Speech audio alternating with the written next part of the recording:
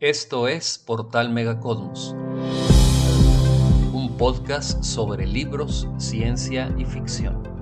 Hoy arrancamos con una tertulia enfocada en Titán, la misteriosa luna helada de Saturno.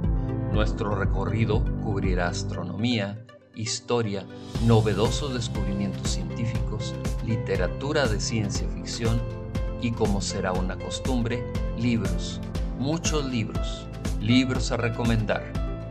Presta atención porque estos son los contenidos de esta primera edición.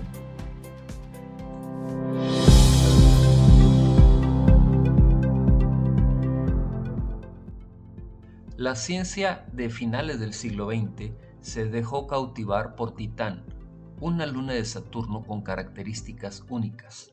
Era enorme para ser una luna, casi tanto como Plutón o Mercurio.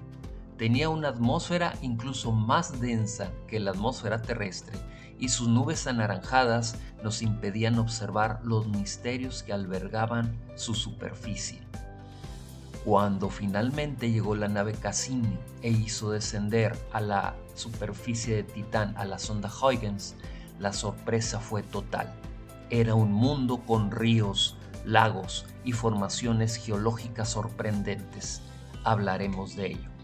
Pero también abordaremos los más recientes descubrimientos que se han hecho sobre el interior de Titán, que están revolucionando lo que creíamos del interior de esta luna. Sus océanos interiores parecen ser que no son lo que nosotros pensábamos. Adicionalmente, hablaremos de una saga de ciencia ficción escrita por Brandon Q. Morris, Luna helada, iniciando con las dos primeras novelas, Misión Encélado y La sonda Titán. Te garantizamos que correrás a leerlas. Este es el inicio de un gran intercambio. Emisión tras emisión nos apasionaremos de los temas que nos gustan, el espacio, la ciencia, resolviendo misterios, contándonos grandes historias y disfrutando de muchos libros.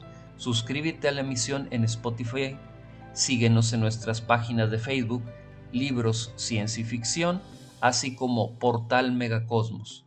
Acceda a nuestros contenidos adicionales en nuestro blog Megacosmos en la dirección megacosmos.blogspot.com y compártenos tus comentarios y opiniones. Comenzamos.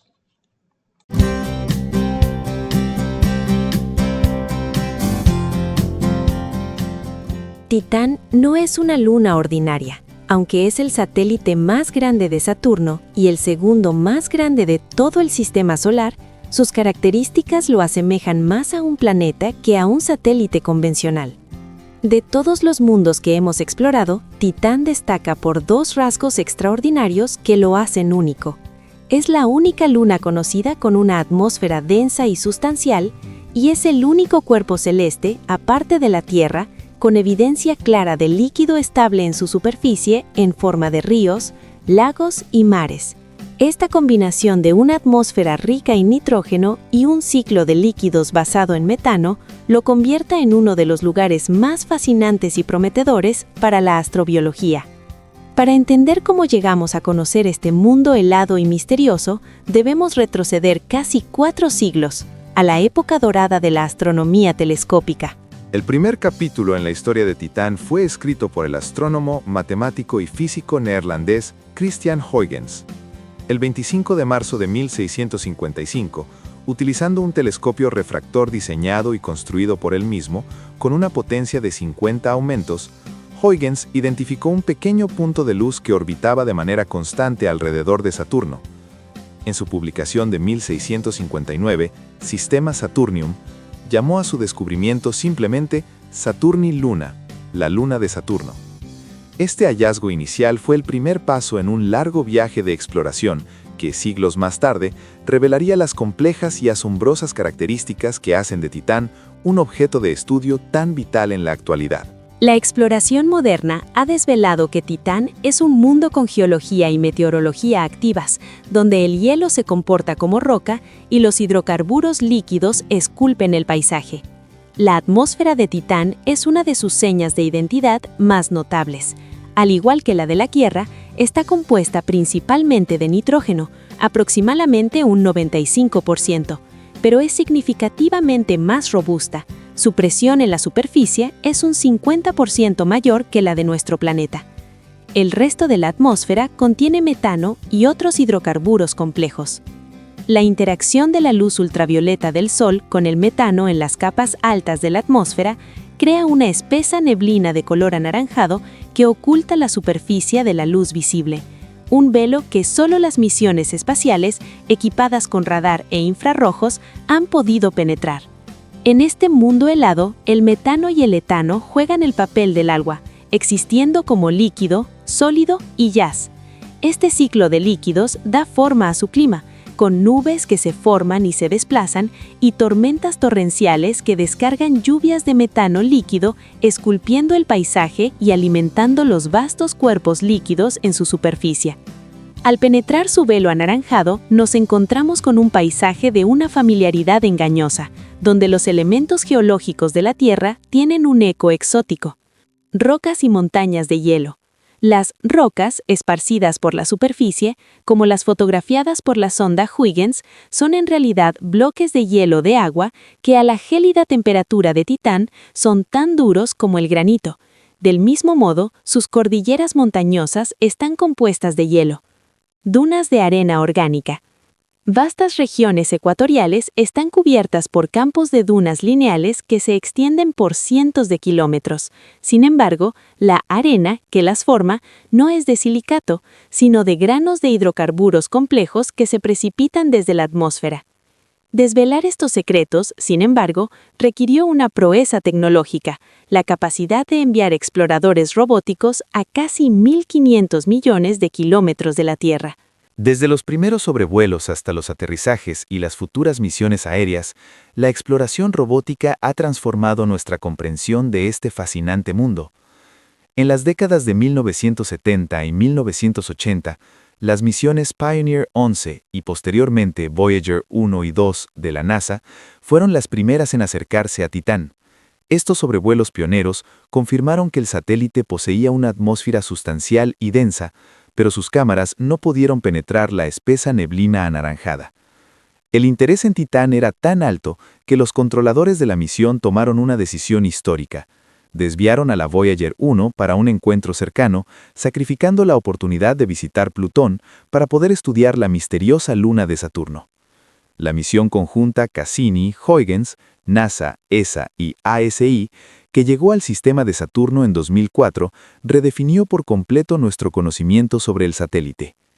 El orbitador Cassini, equipado con un potente radar de apertura sintética, Cassini fue capaz de ver a través de la atmósfera opaca, mapeó la superficie por primera vez en la historia, revelando un mundo complejo con continentes de hielo, vastos campos de dunas y, lo más sorprendente, la existencia de lagos, ríos y mares de metano y etano líquidos en las regiones polares. En la sonda Huygens, el 14 de enero de 2005, hizo historia al realizar el aterrizaje más lejano de la Tierra jamás intentado por la humanidad. Durante su descenso, capturó imágenes de redes de canales fluviales y, una vez en la superficie, transmitió las primeras fotografías desde el suelo de Titán, mostrando una planicie desértica sembrada de guijarros de hielo redondeados por la erosión líquida. La próxima era en la exploración de Titán será aérea. La misión Dragonfly de la NASA, cuyo lanzamiento está previsto para 2028, llevará la exploración a un nivel completamente nuevo. Dragonfly no es un vehículo explorador o un módulo de aterrizaje estático, es un rotorcraft, un dron de 8 rotores del tamaño de un auto, diseñado para volar por la densa atmósfera de Titán. Sus objetivos principales son explorar múltiples lugares. A diferencia de una misión estática, Dragonfly volará a docenas de sitios geológicamente diversos, desde dunas de arena orgánica hasta el suelo de un cráter de impacto donde el agua líquida del pasado pudo haberse mezclado con materiales orgánicos. Estudiar la química prebiótica. A bordo llevará un laboratorio químico para analizar la composición de la superficie en diferentes lugares. Su objetivo es buscar los componentes básicos de la vida, como los aminoácidos, para entender los pasos químicos que pueden llevar al origen de la vida. Investigar la habitabilidad. La misión buscará evidencia de agua líquida, tanto pasada como presente, y evaluará las condiciones que podrían haber permitido o que podrían permitir la existencia de vida. La razón por la que un dron es tan viable en Titán se debe a la combinación perfecta de su baja gravedad, aproximadamente un 14% de la terrestre, y una atmósfera 4 veces más densa que la de la Tierra. Esta combinación es tan ventajosa que volar en Titán requiere aproximadamente 40 veces menos energía que en la Tierra, haciendo de un dron de gran tamaño no solo una posibilidad, sino una herramienta de exploración increíblemente eficiente. El estudio de Titán es fundamental no solo para entender los mundos del sistema solar exterior, sino también para desentrañar el misterio de nuestros propios orígenes. Titán se erige como uno de los lugares más extraordinarios del sistema solar porque es en esencia un laboratorio natural para estudiar el origen de la vida. Con su densa atmósfera de nitrógeno y una superficie rica en la sopa primidial de compuestos orgánicos complejos, Titán nos ofrece un análogo congelado de la Tierra primitiva, permitiéndonos investigar los procesos químicos prebióticos que precedieron a la vida en nuestro propio planeta. Su ciclo de líquidos activo y su compleja geología lo convierten en uno de los lugares más ideales para comprender cómo la materia inerte puede dar el salto hacia la vida. Los descubrimientos que nos aguardan con la llegada de la misión Dragonfly en la próxima década prometen revolucionar nuestra comprensión sobre esta pregunta fundamental.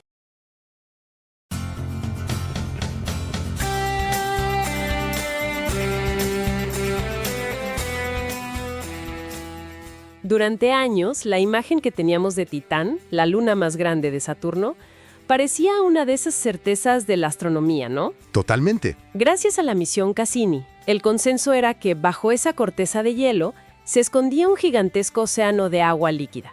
Era como el ejemplo perfecto de los mundos oceánicos. Una verdad casi tallada en piedra. Casi. Y una verdad que, pues ahora podría estar completamente equivocada. Hoy vamos a desentrañar un artículo que está sacudiendo todo lo que creíamos saber. Es una publicación muy reciente, ¿verdad? Fresquísima, del 17 de diciembre de 2025 en la revista Nature. Y el título, lo dice todo. La fuerte disipación de marea de Titán excluye un océano subsuperficial. Así, directo. Vaya, es una afirmación contundente. Y el objetivo de nuestra exploración de hoy es justo ese: desglosar este argumento que suena casi a herejía científica. Un poco sí. Porque, después de todo este tiempo, un nuevo análisis sugiere que Titán podría no tener ese océano. Vamos a ver la nueva evidencia, cómo llegaron a esta conclusión y qué significa para nuestra comprensión de Titán. Y de otros mundos helados, que no es poca cosa. Muy bien, pues empecemos por el principio. Por más de una década, la idea del océano de Titán fue el modelo a seguir. ¿En qué se basaba exactamente? ¿Qué datos de Cassini nos llevaron a esa conclusión tan firme? La evidencia principal, la pieza clave, se basaba en un concepto que se llama el número de Love de marea. En específico, una variable llamada K2. Un nombre curioso. A ver si entiendo. El número de Love K2 mide cuánto se deforma Titán. Es como medir qué tan elástico es. Exacto, es una gran forma de verlo. Piensa que Saturno está constantemente tirando de Titán con su gravedad. En cada órbita lo apachurra y lo estira. Claro. El número K2 nos dice que tanto cede la Luna ante ese tirón. O sea, si Saturno aprieta una pelota de goma una y otra vez, K2 nos diría qué tan blanda es esa pelota. Entendido. Una pelota de golf se deforma poco. Una de esponja, mucho. Precisamente. Y la teoría era que una gran deformación, un valor alto de lo que llaman la parte real de K2. Re K2. Eso, Re K2. Un valor alto indicaba que había una capa líquida global. ¿Por qué? Porque un océano permitiría que la corteza de hielo de afuera fuera mucho más flexible, se deformara más fácil. Si fuera una bola de hielo y roca sólida hasta el núcleo, pues sería mucho más rígida. A ver si te sigo. La conclusión fue que Titán era demasiado flexible como para ser una bola de hielo sólida. La única explicación era que algo líquido adentro, el océano, le permitía estirarse tanto. Se vio que eso se podía explicar de otras formas.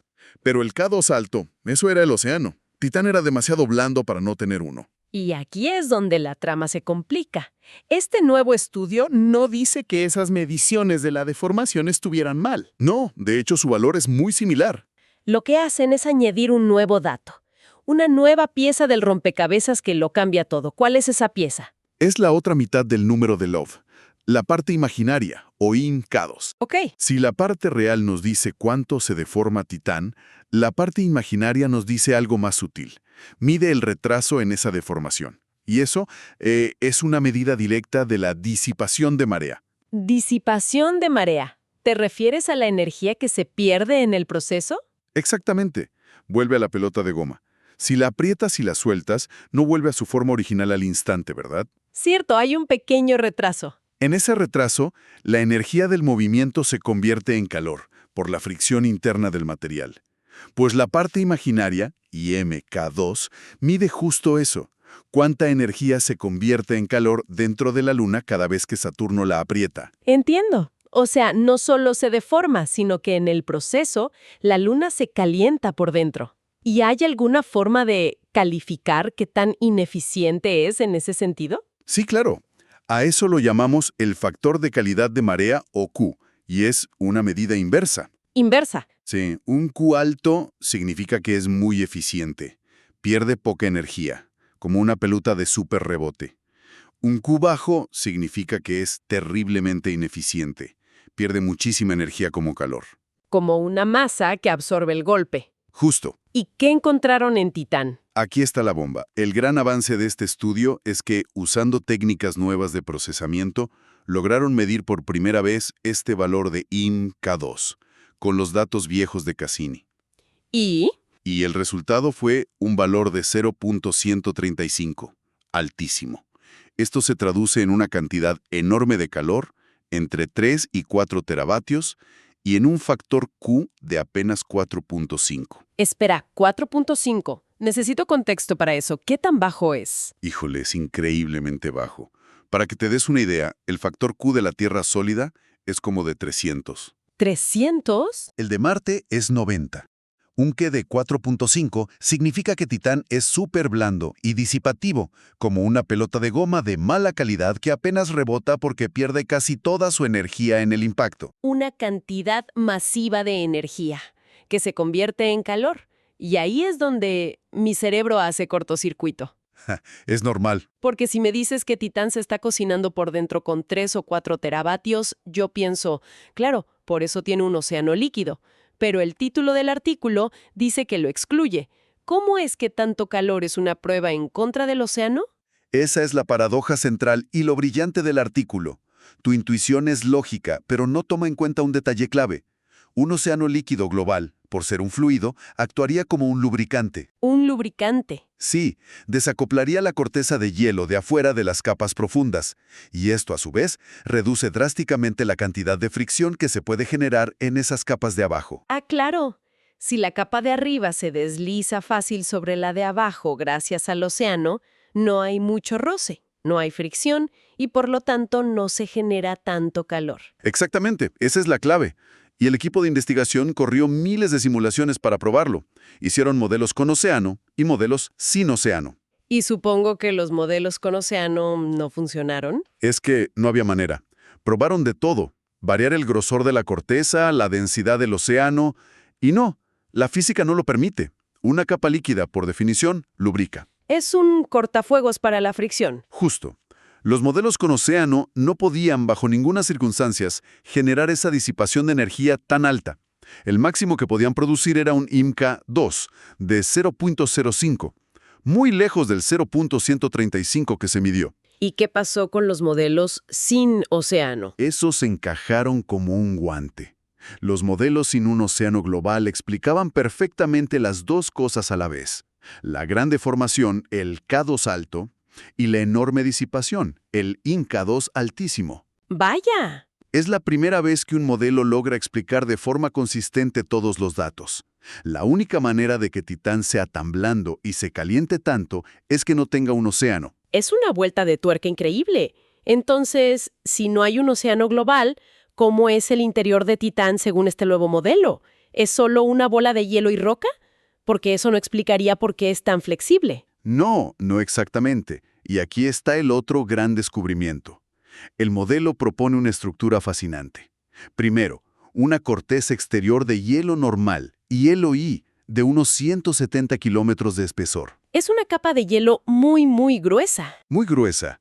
Pero lo interesante es lo que hay debajo.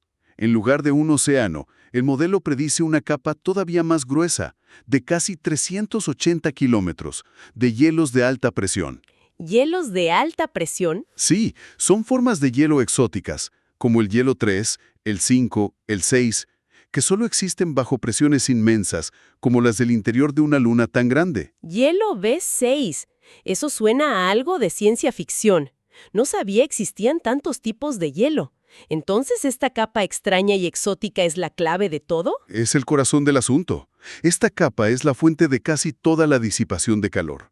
Pero para generar tanta fricción no puede ser un sólido rígido. Entonces, Los cálculos muestran que debe tener una viscosidad muy baja, estar muy cerca de su punto de fusión.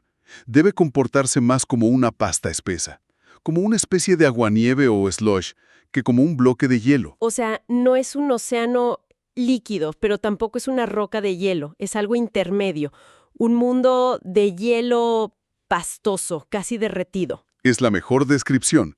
Un sólido, pero un sólido increíblemente blando y deformable, que además podría tener muchísimas bolsas de agua líquida atrapadas adentro. Y lo más importante es que este modelo explica todos los datos que tenemos de Titán: masa, momento de inercia, inclinación, deformación y, ahora, la disipación. Todo encaja.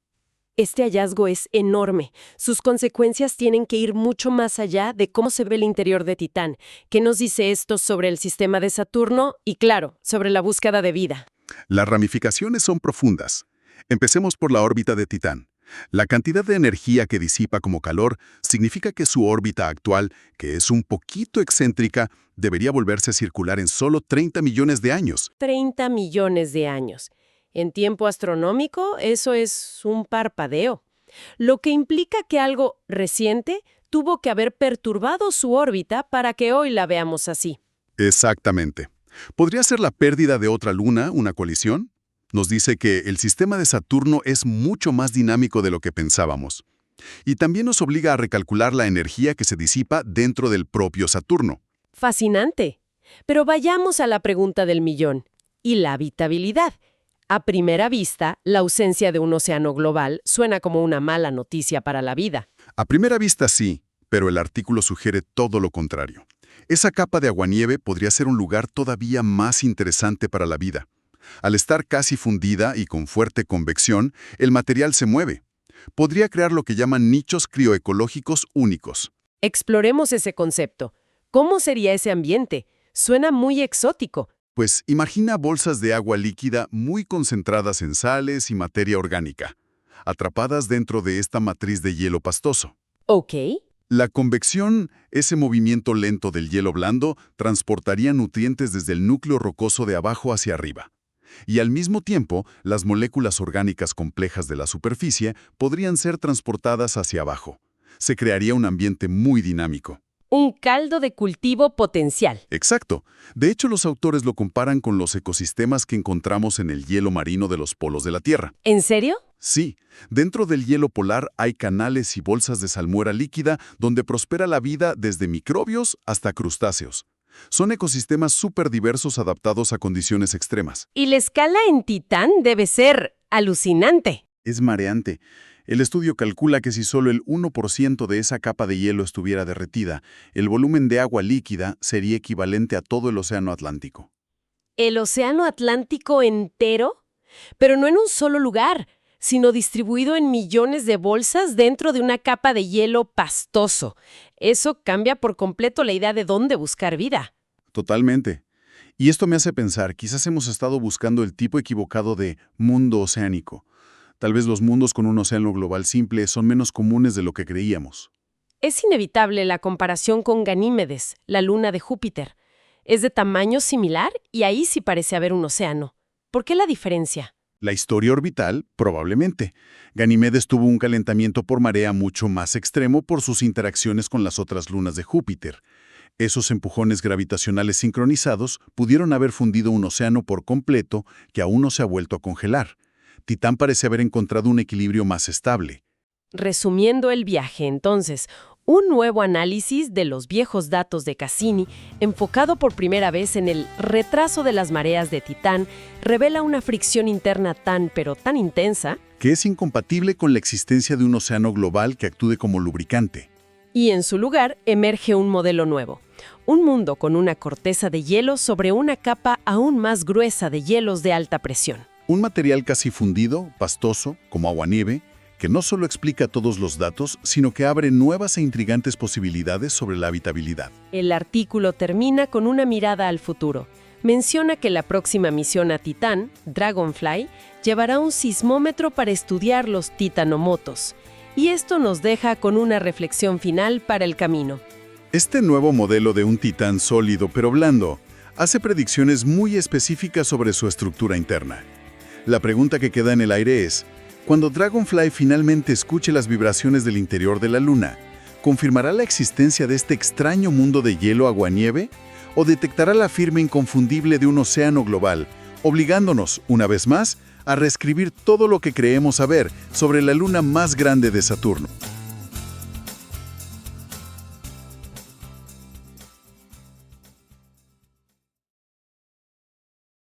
Bienvenidas y bienvenidos a un nuevo análisis a fondo.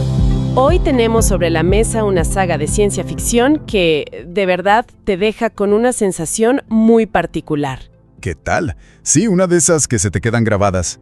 Exacto, la de que lo que estás leyendo podría, con un poco de tiempo y, bueno, muchísimos recursos, Muchísimos. ser real.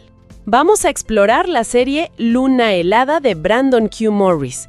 Y la pregunta que nos guía es, ¿cómo diablos logra este autor que una odisea a los confines del sistema solar se sienta tan brutalmente cercana y creíble? Y la clave, yo creo que en gran medida, está en quién es el autor. Brandon Q. Morris no es un escritor que se topó con la ciencia, no, él viene de ahí. Claro. Tiene formación en física y eso se respira en cada página. No se saca tecnologías de la manga porque sí. Lo que hace es tomar ciencia actual, conceptos que están en desarrollo, y los proyecta a un futuro que se siente muy, muy plausible. Es lo que llaman ciencia ficción dura, ¿no? O hard SF. Justo. Que, para quien no esté tan familiarizado, significa que la ciencia no es un simple telón de fondo para láseres y explosiones. Para nada. Aquí, la ciencia, con sus reglas y con todas sus limitaciones, es el motor de la historia. Es a la vez la fuente del peligro y la única herramienta para la salvación. Exactamente. La trama nace, pues, de las consecuencias de la física, de la biología, de la ingeniería. Y eso es lo que vamos a desentrañar hoy, analizando las dos primeras novelas, Misión Encélado y La sonda en Titán. Veremos cómo esa rigurosidad científica se convierte en un drama humano de primerísimo nivel. Perfecto, pues entremos en materia con Misión Encélado. Todo arranca, si no me equivoco, en 2031, con una sonda que llega a Saturno y lo pone todo de cabeza. ¿Qué es lo que encuentra? Encuentra el santo grial de la exploración espacial, literalmente. La sonda ELF, que es un proyecto conjunto entre NASA, la ESA europea, y la JAXA de Japón, detecta algo en los géiseres de agua que expulsa la Luna Encélado. ¿Y qué es? Biomarcadores inequívocos, o sea, indicios clarísimos de vida. Ya no es una teoría, es una observación. Y claro, la humanidad pierde la cabeza. Me imagino, es el descubrimiento más importante de la historia. Y la reacción es, por supuesto, mandar gente para allá. Una reacción monumental. Se crea la ILS, la Expedición Internacional para la Búsqueda de Vida. Y ojo a la escala del proyecto, porque esto define el tono del libro. Estamos hablando de una misión que cuesta entre 80 y 100 billones de dólares. Billones con B de, bueno. Billones de los nuestros, de 12 ceros. Una locura. Esto no es una aventurita. Es el esfuerzo más grande que la humanidad ha emprendido jamás. Con esa cantidad de dinero, esperarías que enviaran al Capitán América, al astronauta perfecto, sin miedo a nada. Pero el protagonista, Martin Neumeyer, es todo lo contrario. ¿Qué onda con él?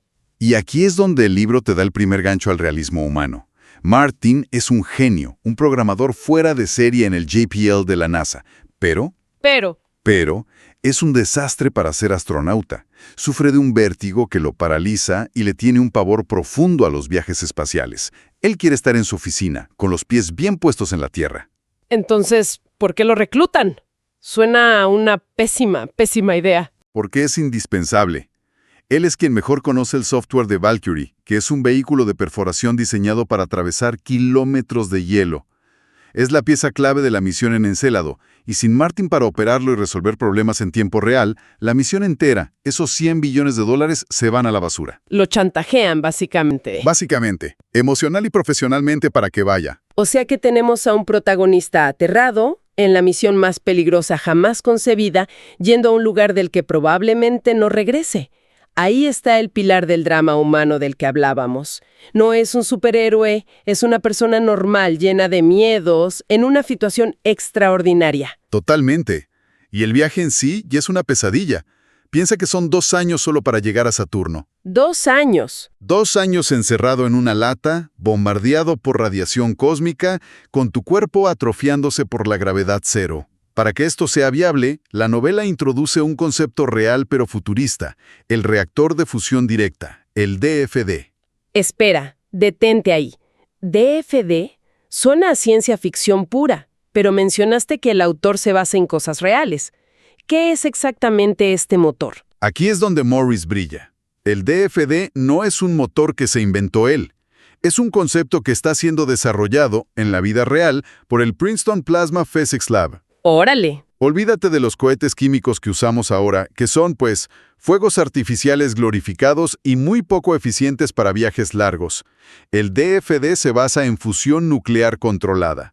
Haz de cuenta que tienes un pequeño sol en la parte trasera de tu nave. ¡Wow! Es la única tecnología teóricamente viable que nos permitiría hacer un viaje tripulado a Saturno en un tiempo razonable, en lugar de tardar 7 u 8 años. O sea que hasta la solución para el viaje es un problema de ingeniería basado en ciencia real. Y me imagino que las cosas no salen según el plan. Según el plan. El plan se va por la ventana casi desde el principio. La tripulación es un equipo internacional de 6 personas. Amy, la comandante, Hayato, el ingeniero japonés, Francesca, la piloto italiana, Yain, la geóloga china, y Marchenko, el médico ruso. Y les pasa de todo. A ver. La nave de reabastecimiento que lo seguía, Ilse-2, se pierde. Tienen fallos críticos en los sistemas de soporte vital que casi los matan. Perdona que te interrumpa, pero leí que también hay un problema muy humano a bordo. El más humano de todos. Se produce un embarazo no planeado. Híjole. En mitad del vacío del espacio, a cientos de millones de kilómetros de cualquier hospital. Imagina la tensión, las decisiones imposibles que tienen que tomar. No es un monstruo alienígena atacando la nave, es una crisis profundamente humana, biológica, en el entorno más tecnológico y hostil imaginable. Esto es Hard SF en estado puro, entonces. Exacto. La trama no necesita villanos. El universo mismo y nuestra propia fragilidad son el antagonista. No bueno. Y todo esto antes de llegar siquiera a Encélado a perforar el hielo para ver qué encuentran en ese océano subterráneo. Se siente agotador solo de escucharlo. Parece que sobrevivir a esa misión ya es el final de la historia. Cualquiera pensaría que sí.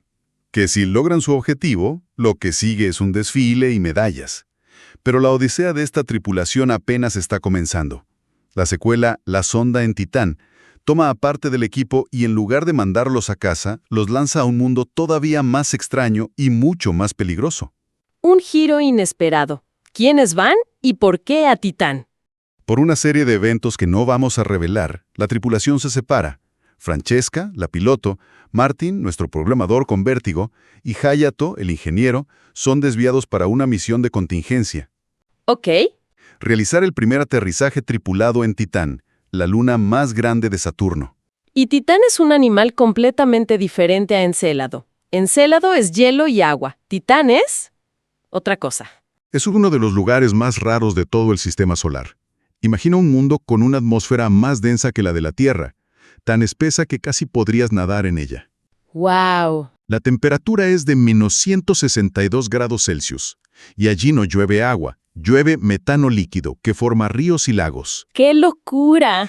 Es un paisaje sacado de una pesadilla, pero científicamente preciso, basado en los datos que nos mandó la sonda Huygens de la ESA cuando aterrizó allí. Y claro, al llegar se encuentran con un misterio. Uno que te pone los pelos de punta. Aterrizan y al poco tiempo notan algo. Un muro, hecho de una sustancia que parece arena oscura, empieza a formarse lentamente alrededor de su módulo de aterrizaje. ¿Cómo que a formarse? No aparece de golpe, va creciendo, como si los estuviera acercando. Espera un momento. Un muro que crece solo. Eso suena casi a fantasía, ¿no? ¿Cómo maneja el autor algo así para que no rompa con el realismo del que hemos estado hablando? Esa es la genialidad. No lo presenta como magia.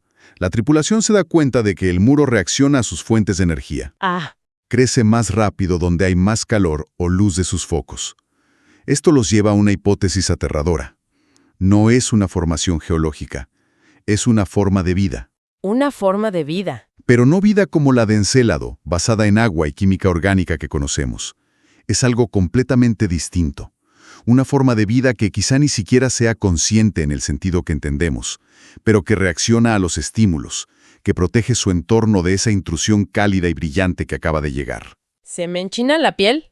Estar atrapada por una cosa alienígena que ni siquiera entiende si está viva o no. Y por si eso fuera poco, la historia abre otro frente en un lugar totalmente esperado, ¿cierto? Sí, este es un giro de guión espectacular. La novela corta de vuelta a Encélado.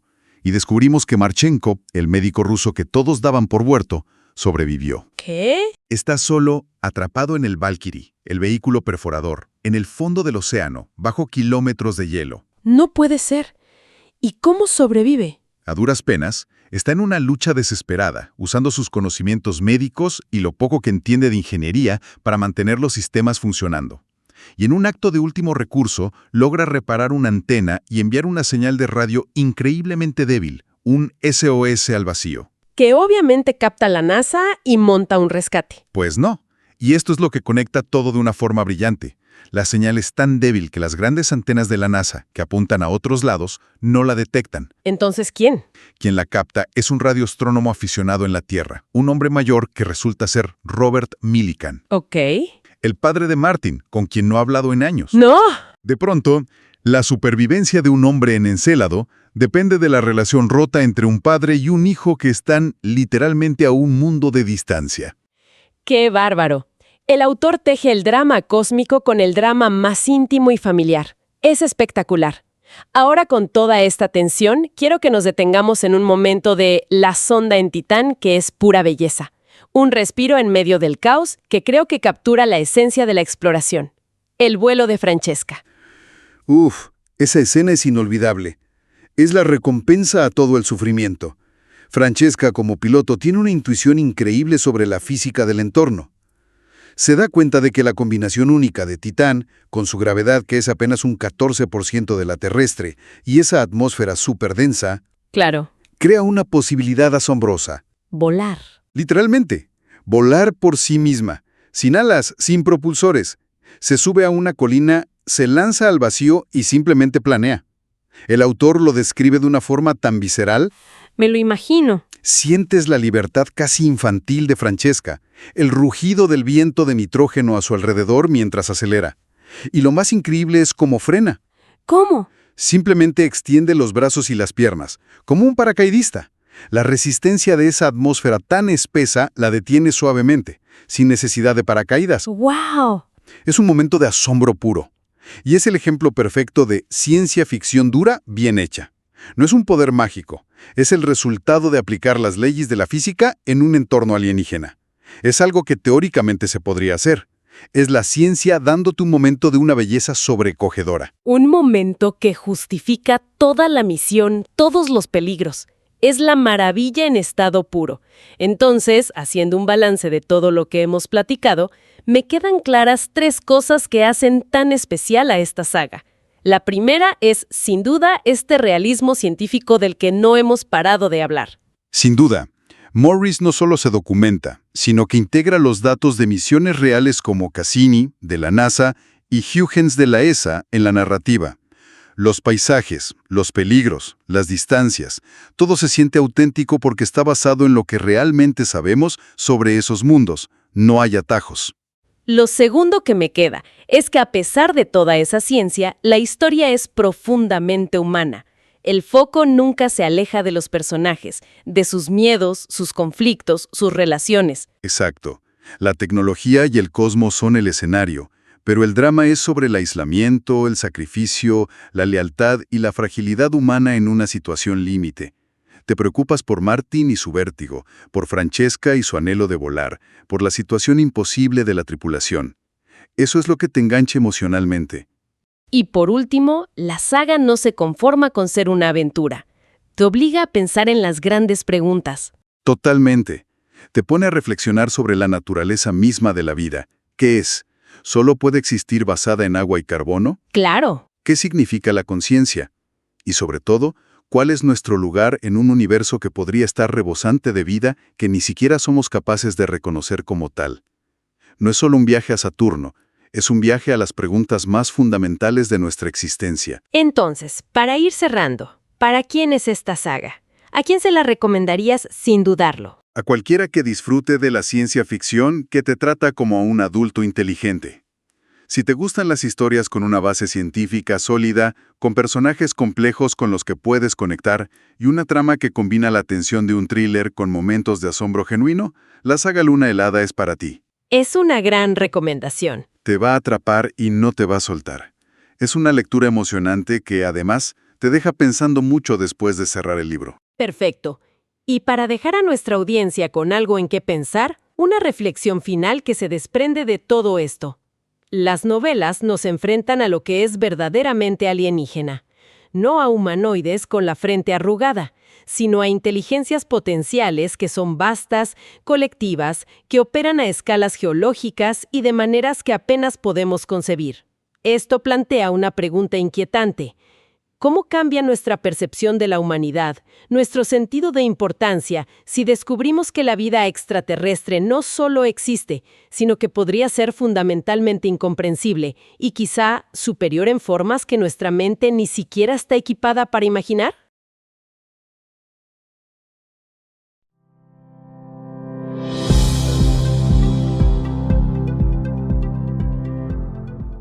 Muchas gracias por escuchar esta emisión del podcast Portal Megacosmos.